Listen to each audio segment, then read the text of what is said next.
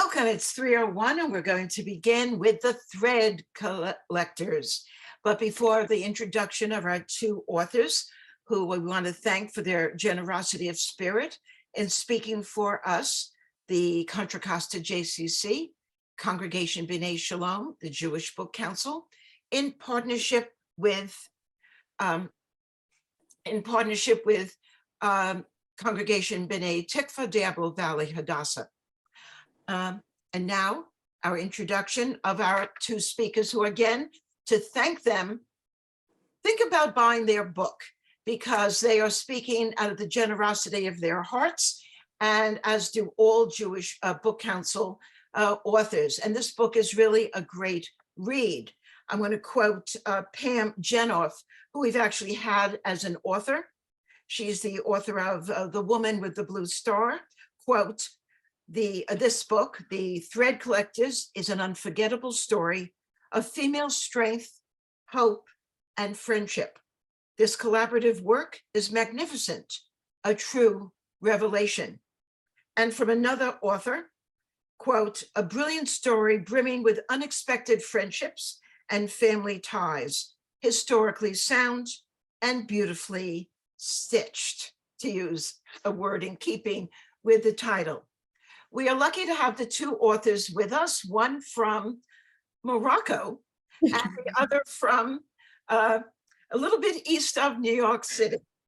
Shaunna Edwards, who can wave to everyone, has a BA in literature from Harvard College and graduated from NYU School of Law. A former corporate lawyer, she now works in diversity, equity, and inclusion. She is a native Louisiana, or you can correct my pronunciation. Louisianian, but good enough, yes. It's easy to say I'm from Brooklyn originally. Raised in New Orleans and currently lives in Harlem with her husband. The Thread Collectors is her first novel, and we wish you many more, because this one really is very special.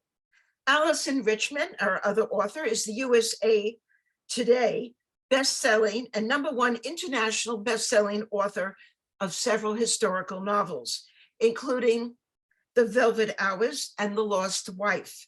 The latter is currently in development for a major motion picture, and perhaps you'll tell us by whom, if she knows more of the facts later on. Her novel's been published in 25 languages and have reached the bestseller lists both in the United States and globally. And please, everyone, please first keep your mute on. And two, when you want to share a question, and we hope you do, please use the chat function at the bottom of your computer's screen, and we will read your questions after the formal presentation. And now let's give a East Bay welcome to Shaunna Edwards and Alyson Richman. Thank you. And now our authors. Thank you so much for such a beautiful introduction. We're thrilled to be joining you virtually this afternoon. As Reba mentioned, Shaunna is actually in Morocco on her honeymoon, so it's very special that she's also able to join us today. I think what we're going to do, we're going to hit the high points of our presentation. We'll be talking about how Shaunna and I came to write this book, what the collaborative process was like, how we wrote the book together.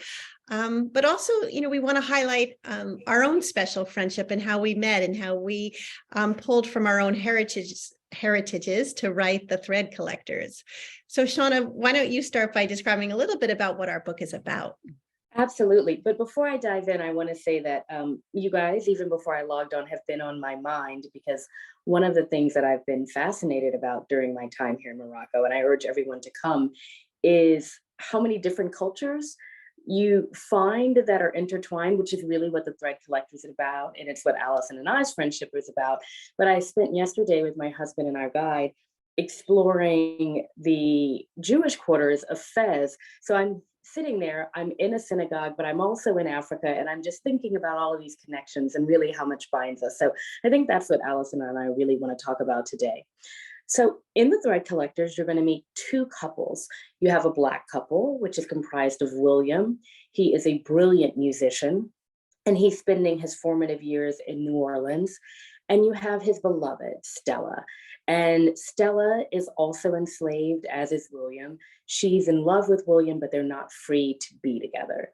William escapes from New Orleans and he goes off to join the Union Army, and meets on the battlefields of Louisiana Jacob Klingel. Jacob is a German Jewish immigrant who has been urged to join the Union Army by his fiery abolitionist wife, Lily, who is back up in New York. And it's the bond between these two men, because Jacob is also a brilliant musician, that really opens up the story and really points us into how these four characters are going to intertwine.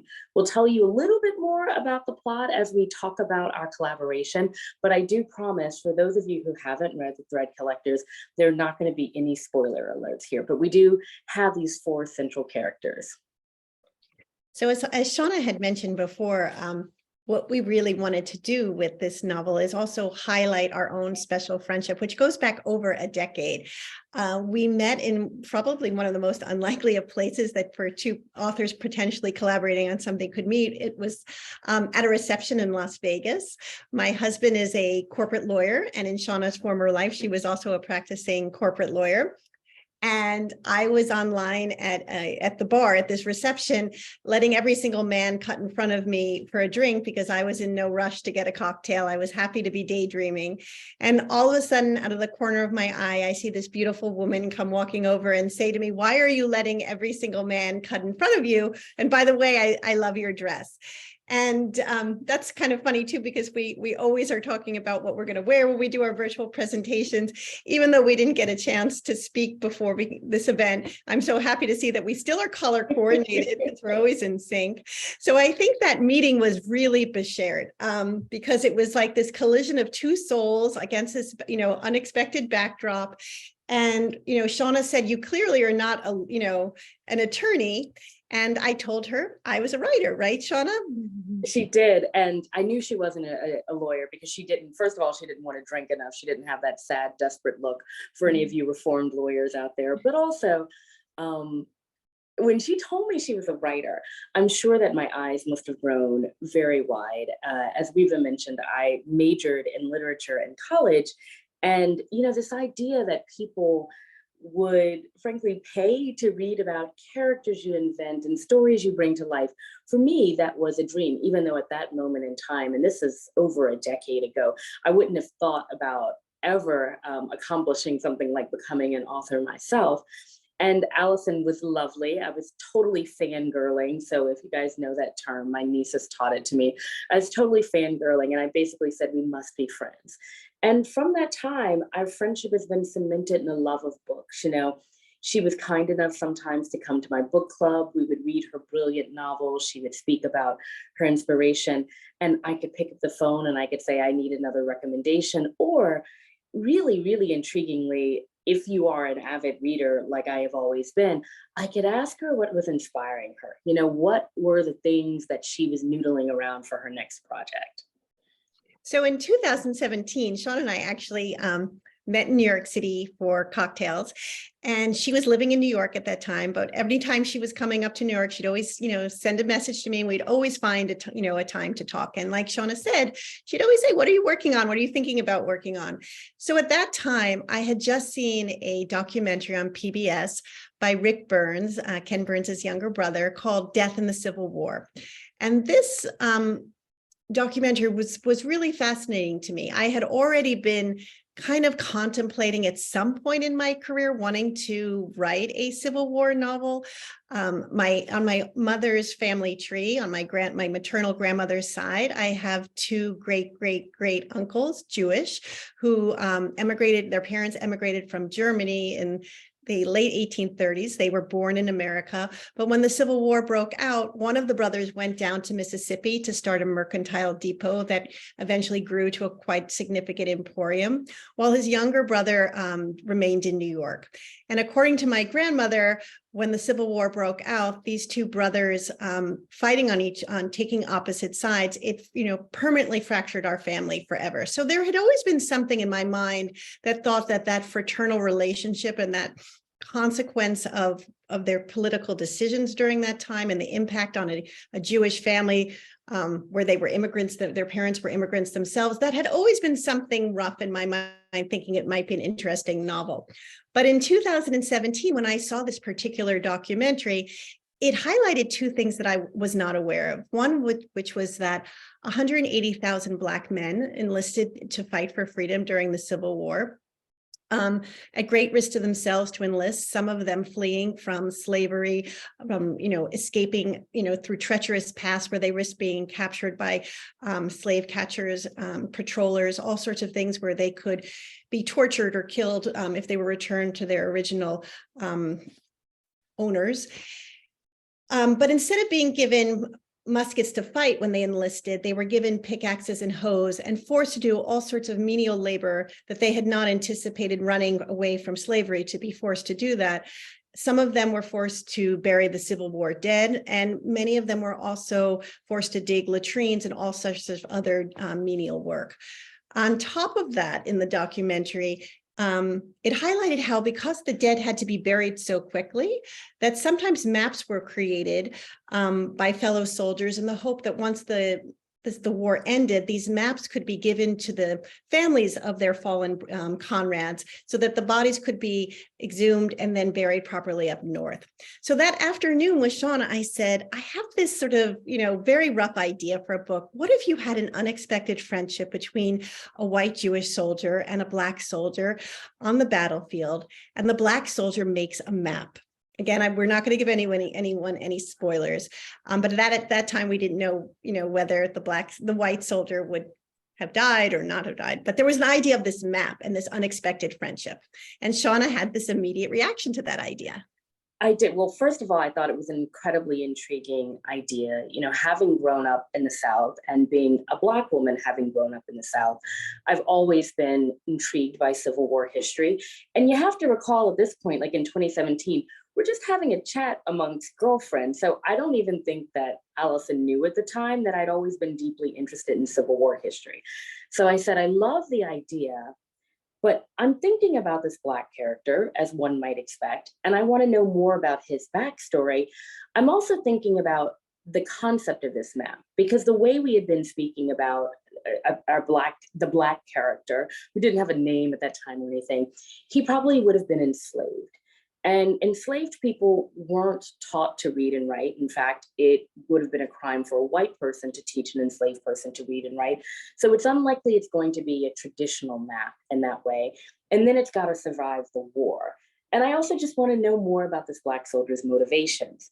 So I mentioned to Alyson during this chat, well, what if the Black soldier gives this map, whatever he has, and he gives it to his beloved, and she uses repurposed cloth and thread to create something that's more tangible, and something that's maybe beautiful in a way. And I couldn't have explained it at the time, but this idea of thread, I think, comes from my family history of, I am not a quilt maker, I am not a sewer, I've done some rudimentary sewing, but I'm privileged enough in my family to have women in my past who have been quilt makers, my great-grandmother, my grandmother, and to still have those quilts. My mother grew up on a cotton farm in Houston, Louisiana. Don't try to look it up on a map. You're not going to find it. And, I still have the oldest quilt we have in my family. You can still feel the cotton seeds in there, which Alyson has seen. So in my mind, I'm thinking about that as well. And that just conversation was the first flash of sewing that would arrive in what eventually became the Thread Collectors. Because I realized that when I was telling you guys about the book and our two couples, I also left out something important. And that is that Stella, our Black heroine, who happens to be named after my mom, because it's always good to curry favor with your mom, she is sewing maps from repurposed cloth and thread to help other enslaved men like William flee to join the Union Army. And at the same time, our fiery abolitionist, who is described to look a lot like the beautiful Alyson Richman, she's got a quilting circle going on. So it was that initial conversation in 2017 when Alyson had this flash, this brilliant seed of an idea, and then we talked about the embroidery of the map. That is where we introduced sewing. But once again, we were just having a chat amongst friends. Yes. So we were, and I think both of us left that afternoon not knowing would I write that book? Shaunna was gainfully employed, doing other things, but still an avid reader. And then flash forward to 2020. I had gone on to write another book. I left, that afternoon with Shaunna very much inspired, but still, I think not quite ready to write that book. And I say that because I have felt, The Thread Collectors is my 8th novel. In the past, I've always felt that all winds were pushing me towards the direction of a certain book to write at that certain time in my own life. And for some reason, I didn't feel right yet. It didn't feel like, the universe was telling me to sit down and write a Civil War novel. But in 2020, when we were in the throes of the pandemic, and sadly, also after the brutal murder of George Floyd, when we were all dealing with, the reckoning of social injustice and violence in our country, I started to return to the idea of wanting to write a Civil War novel, because the themes and the parallels to the Civil War really seemed to echo what was going on in our country. And there was this sense of brokenness, also with this, all of us sheltering in place, all of us isolated from our families. And I felt this pull to want to explore this time in history and to also do something that was going to highlight hope and to highlight bridges. And so I started to return to that conversation with Shaunna, because she, at that moment in time in 2017, had really broken open the story in a different way, right? By just bringing in this idea of embroidery and quilting, the love story, between the Black soldier and his beloved, who had the capacity to embroider a map. And I also knew that Shaunna had always wanted to write a novel herself. And I just felt like maybe we could do this together. Wouldn't that be wonderful if we could both draw from our own heritages, our own imaginations, to create something beautiful, impactful, and also that had deeper meaning and could potentially, I don't want to say heal us, because that sounds overly dramatic, but actually give us a sense of working on something that we would be proud of for our whole lives. So I reached out to Shaunna and I said, that conversation that we had in 2017, when I had this very rough idea for a Civil War novel, and you kind of built upon that idea. And, Shaunna has this incredible memory. So of course she remembered. And I said, would you be willing to think about writing that with me? Would that be something that would interest you? And she had an immediate response. Well, first of all, I was deeply flattered, because Alyson is a beautiful writer, but I was hesitant. Because in 2020, I think the word that Alyson used was the right word, broken. I truly felt broken. And in my job, and now I have an expanded job, but I still work in diversity, equity, and inclusion. And sometimes people ask, well, what does that mean? Well, for me, day to day in 2020, when Alyson made that fateful call, it meant that I was helping my employer, a global organization, reckon with the cries for social justice and racial justice, not only inside of its walls, but outside. So for 12 hours a day, I was spending time steeped in these really difficult things. I think everyone, when they or their people have experienced trauma, you do all these things to kind of push it down, and then it pops back up. And so I felt like I was spending my days doing that battle. And since Alyson's books, historical fiction, are so beautifully and well-researched, in order to sign on to this project, I knew I would have to spend my nights and my weekends essentially immersed in the history of, enslavement and the Civil War and the politics around that, the morality around that. I've likened it to saying that I would have to immerse myself in the most deeply divided racial time in our country's history while living in the most deeply divided racial time of my lifetime. And I just didn't know if I was capable of that. So I spent a lot of time speaking to what I call my kitchen cabinet. I think everyone has that group of friends, that group of family members that they turn to when they want to have the honest conversations. And it was really my then fiance, now husband, who was the deciding factor for me. That sounds a little weird, because I don't listen to him about a lot of things, but I'm so glad I listened to him about this. And the way he put it to me was, I hear you talking a lot about what this project will take from you in terms of emotional energy, time, research. I would encourage you to think about what you might gain from it. And while Alyson, suggested that healing maybe was too dramatic a word for the process, I don't know if it's too dramatic a word. I do think for me, writing this book and then subsequently speaking to people about this book has allowed me in some ways to heal and kind of put all of that energy, that fear, that pain, that hope for something better into a more productive place. So that was a very long way of saying I wasn't quite sure, but I told Alyson that I would give it a try. I would give it a try.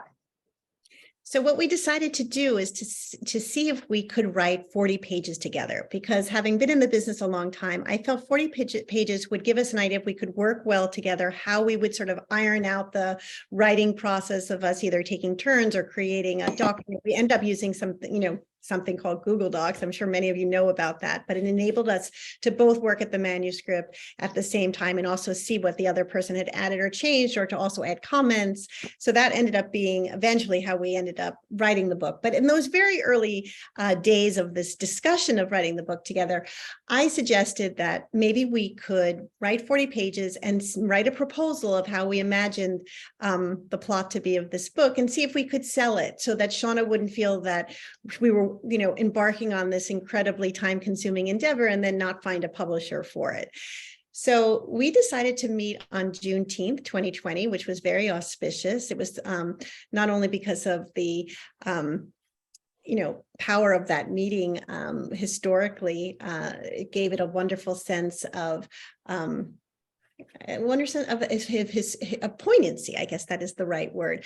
But it was also the first time I had seen anyone outside my immediate family since the pandemic had, since we had all sheltered in place. So I actually took the train in from Long Island, and we met outside in Bryant Park in New York, right near the New York Public Library. And we sat outside and we started to talk about why we wanted to write this book, what personally we wanted to bring to it, what parts of our heritages we wanted to pull from. And so it was almost like this opening of our hearts, our minds, our imagination at that moment in time. I usually like to also reveal that this was also the first time that I think Shaunna and I had this sort of very powerful heart to heart where we realized we needed to be completely transparent with each other. Me, really trying to say with, a big open heart and the, best of intentions, that I had always been raised to be colorblind in my family, that I was just so heartbroken of what was going on in our country, to have witnessed, watching what happened to George Floyd. And I said that to her using those exact words. And Shaunna looked at me and she said, I cannot write this book with you unless you see my color. And at that moment in time, I think what I realized immediately was that sometimes the words I chose, thinking that they were, as I said, with the best intentions, were not the right words to use. And I needed to be educated, to learn from that and to learn why it wasn't right. So when Shaunna mentioned that I needed to see her color, she was being honest with me that I needed to see her experience, her, her heritage, and that could not be ignored. And so colorblind, something that my family had used for always, and for us, it meant that we saw everyone equally, was not the right word to use. And that would be something that we returned to while we were writing this book. And there was sometimes she would say something that I was like, that doesn't sit well, with me. And she would say, oh, I didn't even think of it that way. So right away from that first meeting, we were starting to learn from each other. And there was never any ill will. It was actually this sense of gratitude that we were going to learn from this, and that during this process, we were going to really look at how we use language and correct ourselves if it wasn't right. And I don't mean to say that in a way to be didactic or patronizing in any way to you as an audience, but I really want to share with that from that moment on, it was a very open transparency between the two of us, that we knew if we were going to work together, we had to pull back, any layers of protection and just sort of, be completely, reveal all our inner selves. So I started to say that what was important to me, that I really wanted to pull upon this story that had been handed down to me by my grandmother about these two uncles who were permanently divided when they decided to take opposite sides during the Civil War. Only 8,000 Jewish soldiers fought in the Civil War, 6,000 on the Union side, 2,000, a little over 2,000 on the Confederate side. That wasn't because they were unpatriotic, but at the time of the Civil War, the Jewish population was only 0.5%. So my brother had done some ancestral digging in years prior, and we learned that the brother Jacob Kling up north, whose name I used in the novel, he was a musician in the, in the Union Army. And so I said to Shaunna, I think it's really interesting that he was a musician. All of my books in the past, there's always someone who is artistic, and how, the creative process plays against a historic landscape. And so I wanted to sort of maintain that. And as soon as I said that, Shaunna said, had an immediate reaction to. I said that's fabulous, because then we could make our Black hero, William, we can make him a musician too. And if he's a musician, then I think a lot of the action can take place in New Orleans, which is where I was raised, New Orleans, Louisiana. Not only do I think of it as the most musical city in the United States, although there are some people from like Chicago or Memphis, they might argue with me a little bit. I don't know, maybe people from LA might argue with me as well. But the other reason why I wanted to focus on New Orleans is because not only did it play such an important role during the Civil War, I knew it and knew that even at that time, it was a multicultural city, right? You had people who were white, you had people who were European, you had fully Black people, you had free Black people. I think a lot of people, they think of color, particularly before the Civil War, as a very either or. If you're Black, you're enslaved. But there were free Black people, even in the South, a thriving free Black community in New Orleans, which we detail. And I had written a paper in law school on something called the Code Noir, which was in place before America bought Louisiana in the early 1800s. And this code was so specific that it actually detailed the rights that Black people had depending on their degree of Blackness. So if you were half Black and half white, the term was mulatto. We don't use that term anymore, but our main heroine, Black heroine, Stella, she is half Black, half white. She has different rights than someone who might be a quarter Black, what they would call a quadroon, or an octoroon, an eighth Black, all the way down to 1/32 Black. So there was so many different gradations of Blackness, and frankly, colorism, right? How people treat you depending on the lightness of your skin, that I thought New Orleans, that backdrop could be an interesting place to explore that as well. In our book, Stella has a half-sister, Amine, who is fully Black, and Amine and Stella, these are all William, these are all family names for me. Amine is essentially a slave inside her enslaved sister's house. So when you think about all of that, that familial entanglement, which a lot of it is prescribed by law and by society, and all of these things about how close you can be to whiteness, I thought that would be interesting to explore. In my own family, if I held up a picture of my two different sides of my family, it would be stark, right? My father was far fairer than my mother. I'm sure there might have been consternation about him marrying my mother even back in 1965.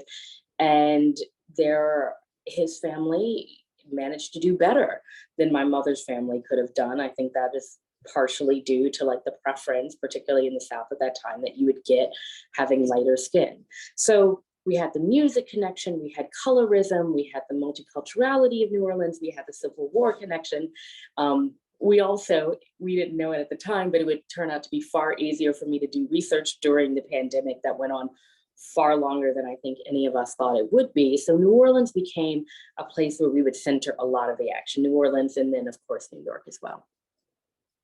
But even that afternoon, Shaunna was really pulling from all sorts of places that I was not familiar with. Like she mentioned right away saying, why don't we have William, herald from the Gullah Geechee Islands? And I had never heard of the Gullah Geechee Islands.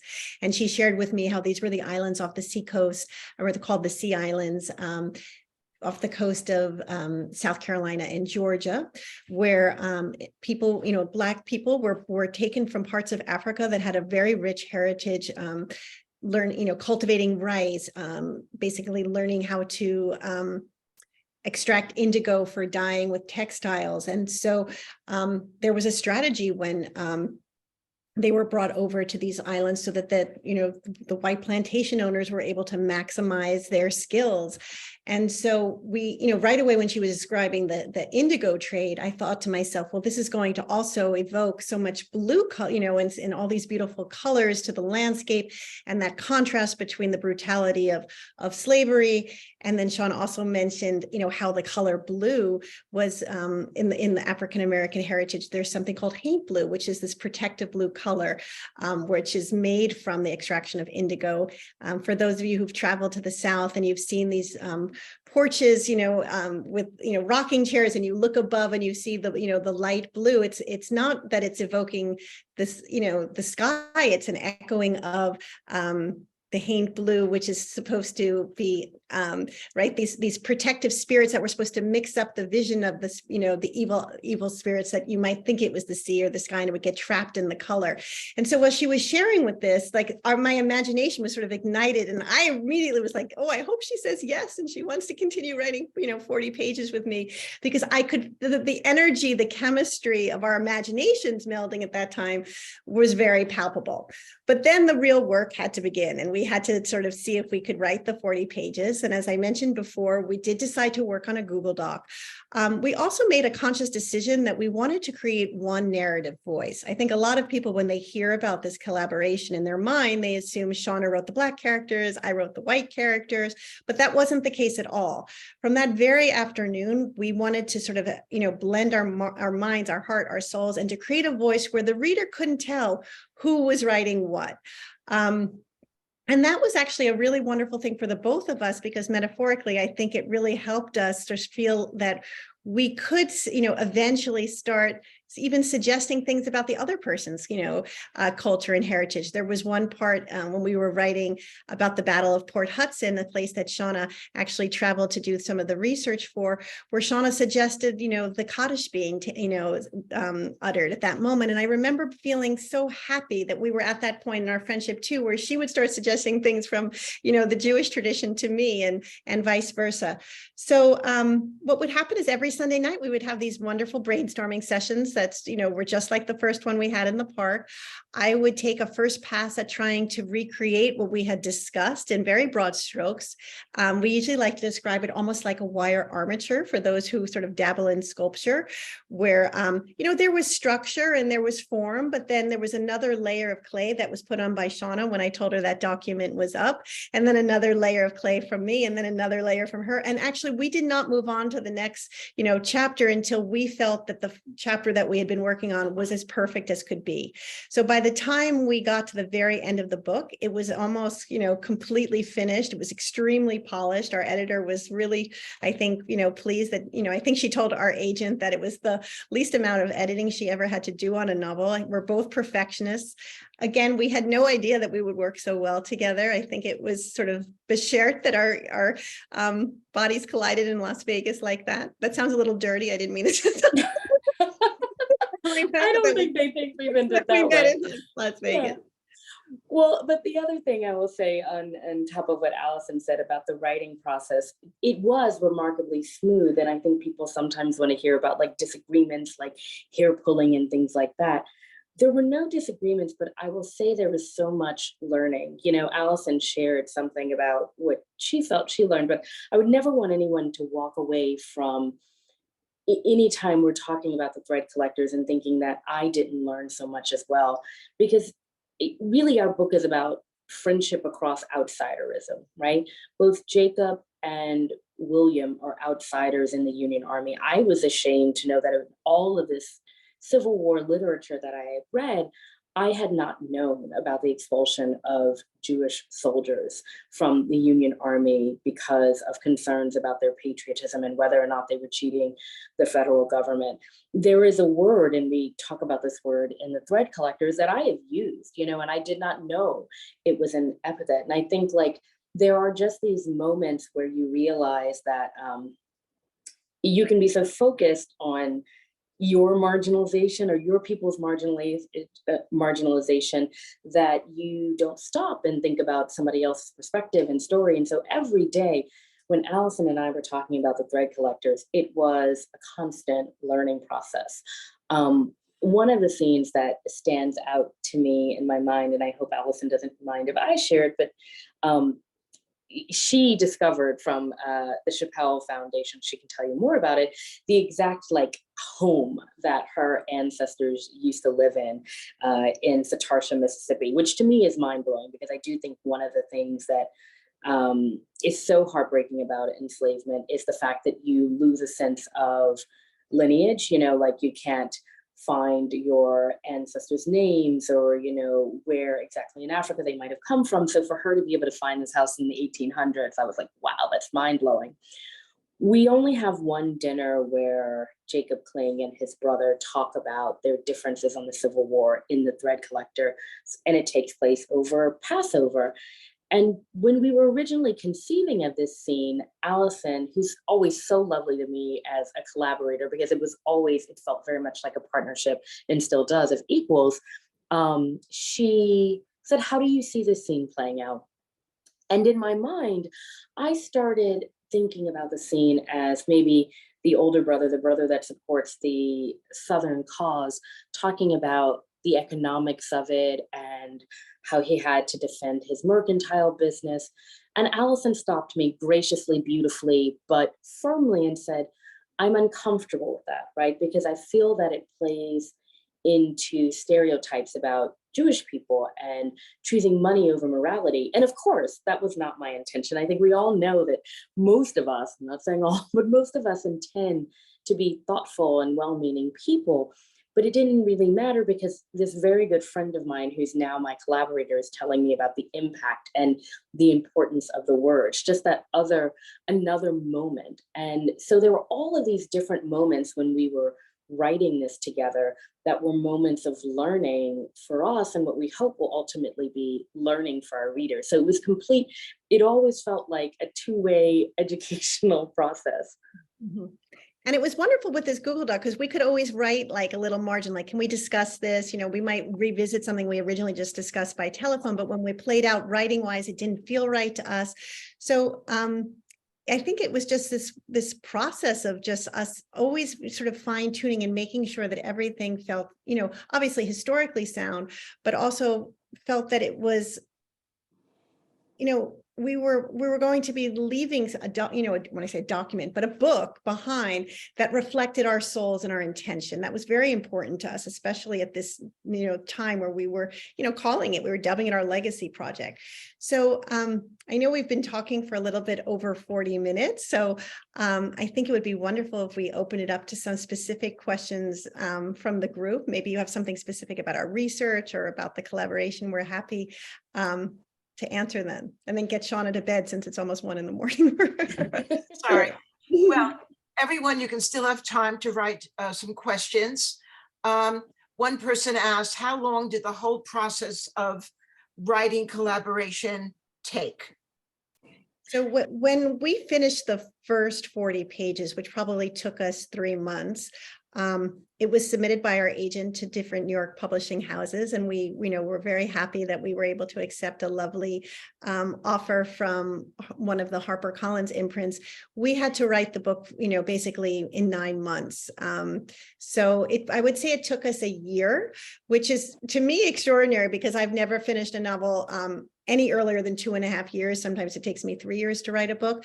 But Shaunna and I, you know, we were a great team, and I think we divided and conquered, especially with the research. As she mentioned, she was, you know, down in Louisiana for a lot of COVID. So she did go to Port Hudson. You were working with historians in Louisiana. Yes. Yeah, right. The Amistad Research Foundation has made it its goal to document the lives of ordinary African Americans. So they were wonderful. The Schomburg, which is part of the New York Public Library system, was amazing as well. The historic New Orleans collection.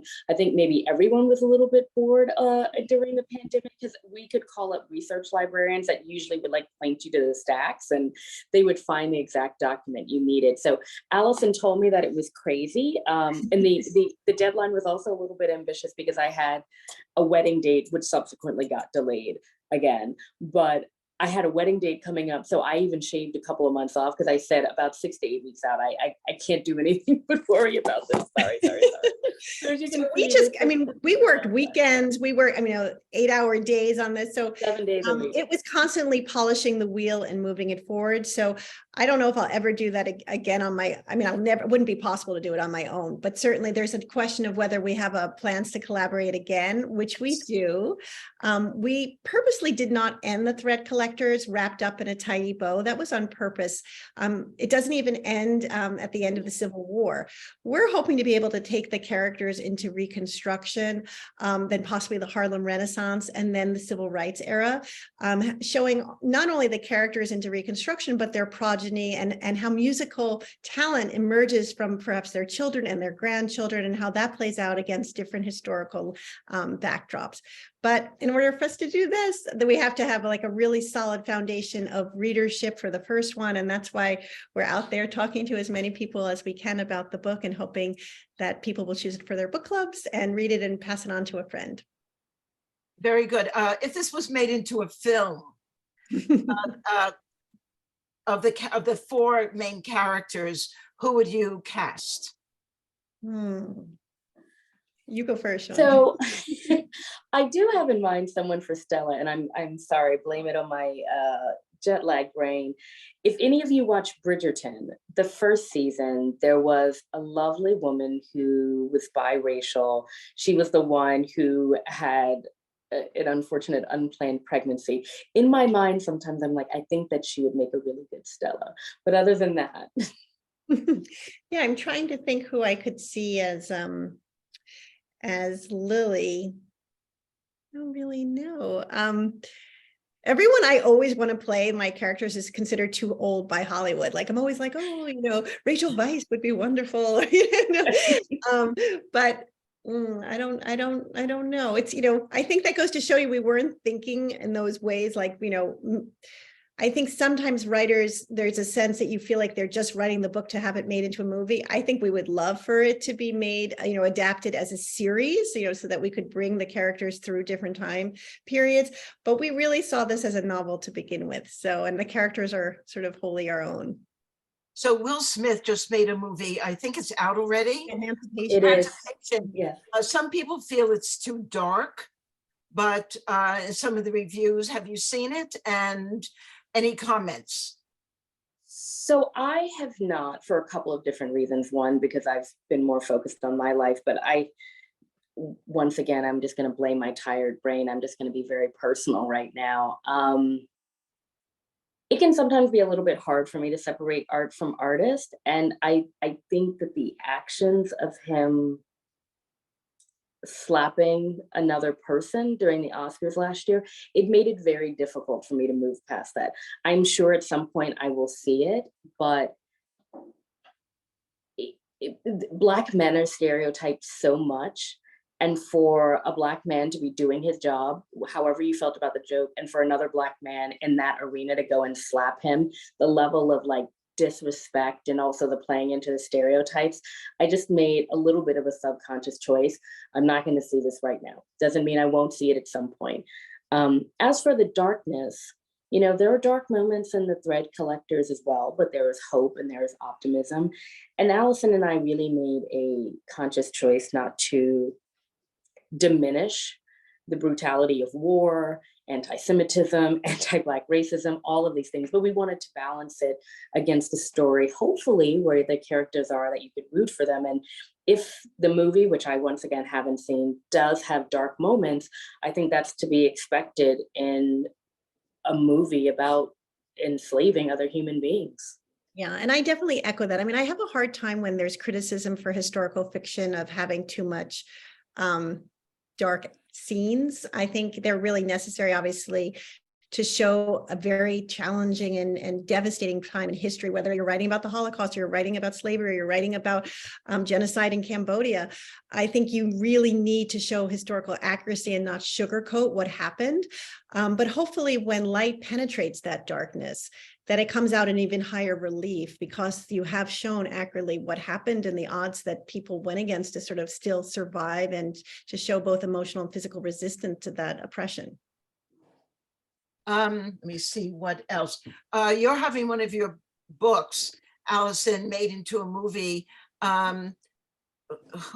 Which studio purchased it, or you want to share anything about it? The Lost Wife was originally optioned for a movie by a studio called Relativity that actually went into bankruptcy a few years after it was put into development. But luckily, a script was created during that time by a very talented scriptwriter.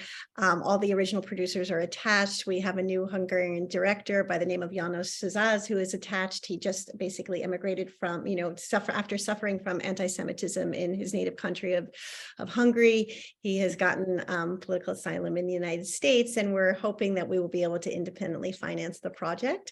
So that's where we are. And are you, Shaunna, what book, or are you writing a book by yourself now?